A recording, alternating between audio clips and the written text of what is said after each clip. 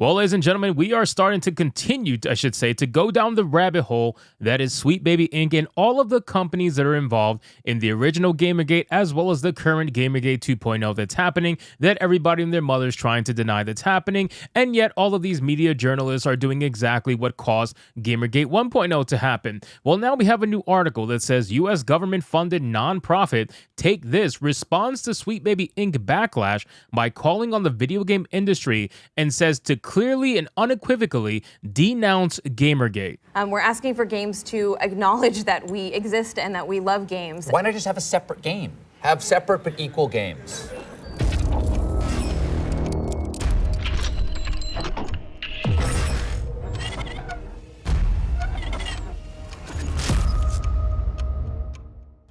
Now again, ladies and gentlemen, let's be very clear. These are the people who are trying to tell you that Gamergate 2.0 has not happened, and yet they want you to denounce Gamergate. Like, why would you have to denounce something that is not happening? Why would you have to rally the troops of the entire gaming industry if Gamergate is not happening? It is very suspicious and very obvious what's going down. So let's get into this article, guys, from Bounding Into Comics. But of course, before we do, if you are new here, just consider hitting that subscribe button. I would greatly appreciate it, and like the video to push us out into that YouTube algorithm. So it says, so who had a U.S. government-funded nonprofit enters the fray around Sweet Baby Inc. on their bingo cards? I sure as hell did, because I remember saying it multitude of times. It says, in response to the recent discourse surrounding the work of the aforementioned narrative consulting company, the mental health and video game-centric nonprofit organization Take This has called on both Gamergate players and the industry at large to clearly and unequivocally denounce Gamergate. Now, this is a company that's apparently in charge of the mental health of players in the industry, whatever. Like this,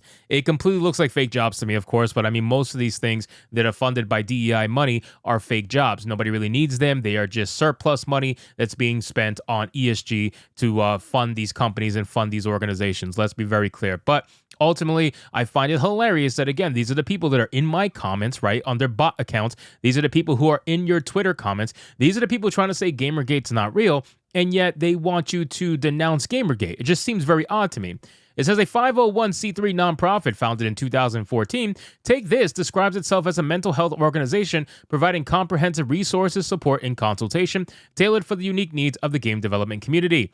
Then it says from a minor entity within the gaming industry, a number of noted figures are counted among the company's governing board, members and officers, including Bethesda Marketing VP Pete Hines, Ubisoft VP of Global Diversity and Inclusion, Rashi Sika, and PlayStation's Head of Global Portfolio and Acquisitions, Christian Svensson. Now, these are pretty big names, ladies and gentlemen, and this is why I keep telling you guys, Gamergate 1.0, as I start to research this and really start to look into it, it never ended. And a lot of you guys said that, so I appreciate it. You guys were right. This never ended. All they did was they went quiet a little bit. They rebranded a lot of the companies that were tied to the original Gamergate, and the people who were behind it just found new jobs in these new companies. And then they started to infiltrate more and more through indoctrination, through DEI initiatives within the company. And slowly but surely, after enough indoctrination and firing of people who don't agree, now you have companies that all think alike. Now you have hive mind companies that are going to work together to try to push this nonsense, and now you have Gamergate 2.0 on your hands. This is the entire thing that's happening right now. It says, in terms of its ties to the United States government,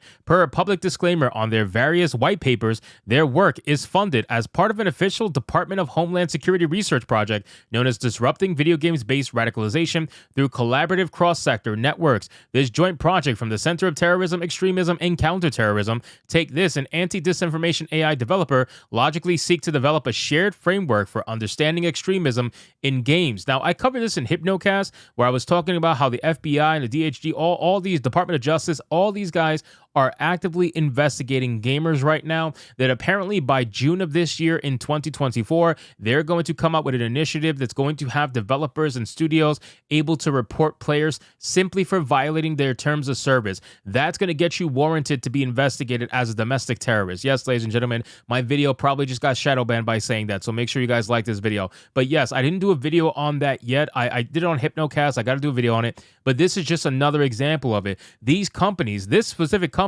Take This, is funded by this initiative. It's funded by the United States dollar, which is insane when you think about it, because all the other companies are funded by the Canadian dollar, the Canadian government's dollar, right? So you got to imagine that all of this is governmentally funded. And then once you really go down the rabbit hole, you start to question so many things and start to realize just how big this is getting. It says reads the project's official proposal abstract as seen in its official funding application. This includes the development of a set of best practices and centralized resources for monitoring and evaluation of extremist activities, as well as a series of training workshops for the monitoring, detection, and prevention of extremist exploitation in gaming spaces for community managers, multiplayer designers, lore developers, mechanics designers, and trust and safety professionals. Now, I said this on Hypnocast too. Ladies and gentlemen, this is not the first time, and it will not be the last time that they're going to try to blame gamers for everything. Think about this for a second. How many times where you had a bad thing happen, right? Like, let's say publicly, mass whatever. I can't say it because of YouTube, but you guys know what I'm saying.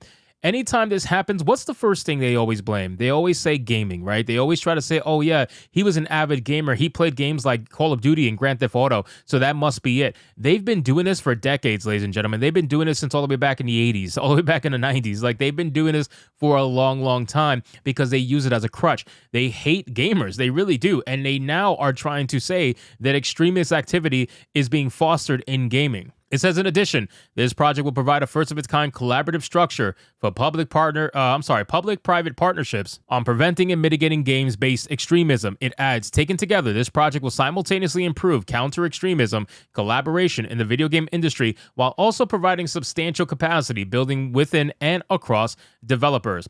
Running to the vent, Sweet Baby Inc., amidst the ongoing sunlight being shown on their operations, Take This published a blog post on March 11th asserting, if you're reading this, you've probably already been hearing about what's now being called Gamergate 2. Oh, so it's real? You guys are acknowledging that it's real because you have so many people trying to say that it's not real. So for all you guys who are saying it's not real, well, let me tell you, even they acknowledge that it's real and they know what's going on. But of course, they're going to spin it. It says it's the latest targeted harassment campaign within the game industry, and it's aimed at Sweet Baby Inc., a Montreal-based narrative development studio, said the company. The campaign also has been impacting entities and games associated with Sweet Baby, journalists covering the issues, and others associated in various ways with the targets. You may also be at a loss to know how to talk about this issue and what, if anything, you could do about it. That's where we come in. Oh, here we go. The big boys are here. That's where the government money comes in. Big Daddy government's going to save the gaming scene. It says, in service of providing such guidance, the nonprofit then declared Discord, Steam, and X have been the predominant platforms where the abuse and harassment has been taking place.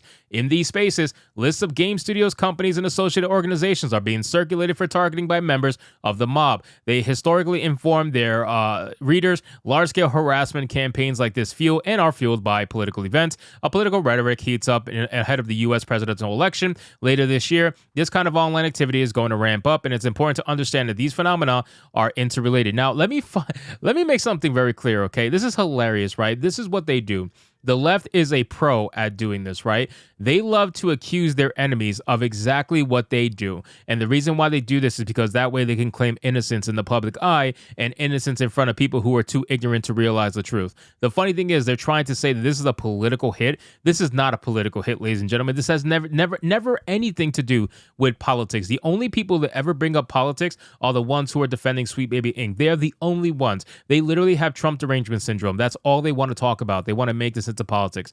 That's not what this is about. This is about gaming. This is about the actual gaming itself. This is about what gaming was and what gaming should be. These people are tourists within the gaming scene. They don't actually care about the games that they're working on. They don't care about gamers as a whole. They said it themselves. They want to use gaming as a means of enacting social change.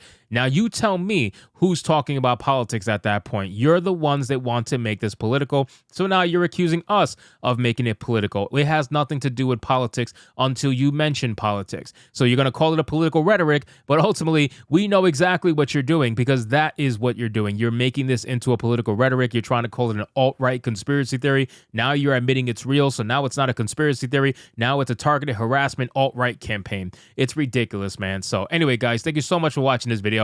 I hope you did enjoy it. If you did, consider leaving me a subscribe. I'll greatly appreciate it. Don't forget to like the video, comment, let me know what you thought, and I'll see you guys on the next one.